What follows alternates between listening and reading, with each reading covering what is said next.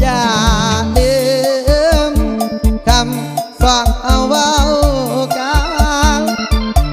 อยากให้น้องนางยึดมั่นอย่าได้ลืมลูกถึงจะอยู่ไกลแสนไกลอายลืมบ่ลงให้น้องเพียงตรงอย่าได้เปลี่ยนใจเป็นสองอาย